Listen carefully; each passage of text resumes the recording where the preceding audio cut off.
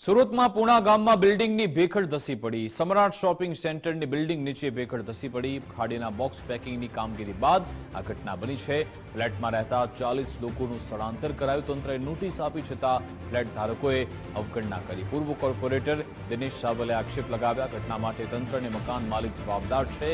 તંત્ર મોટી દુર્ઘટનાની રાહ જોઈ રહ્યું છે। કેટલાક લોકોનું પાલિકા કમ્યુનિટી હોલમાં સ્થળાંતર થયું। પાણી જમવા સહિતની સુવિધા ન મળતા પણ લોકોમાં રોષ છે। ઘરમાંથી સામાન કાઢવા માટેની મંજૂરી આપવામાં આવે તેવી પણ માંગ છે।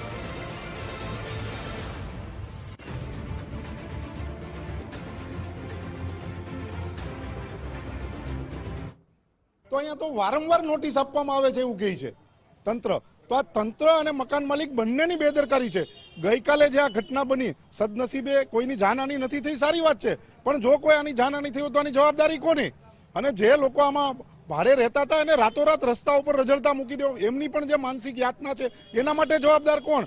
એટલે સીધી રીતે હું કહીશ કે માત્ર ને માત્ર તંત્ર આના માટે કેમ ભાઈ નોટિસ આપ્યા પછી ખાલી ન કરે તો તંત્રની જવાબદારી છે ખાલી કરવાનું। શું તંત્ર કોઈ એવી મોટી ઘટના બને કે કોઈ જાનહાની થાય એની રાહ જોઈ રહ્યું હતું? અમે રાતે લગભગ 10:30 થઈ ગયા છે, ત્યાં સુધી અમે રોડ વિશે બેઠા હતા। પછી બધા ગામના ને દઈ આવીને કે આ લોકોને બિચારાને કાંઈક સુવિધા કરો, આ નાના નાના છોકરા લઈને રાત કેમ જાય એમ। પછી હાલો અહીંયા અમને બતાવ્યું, તમે અહીંયા આવ્યા। પછી સાંજે અમને નાસ્તો દઈ ગયા હતા, અત્યારે કાંઈ નથી, કોઈ વસ્તુ, પાણી, કોઈ વસ્તુ નથી।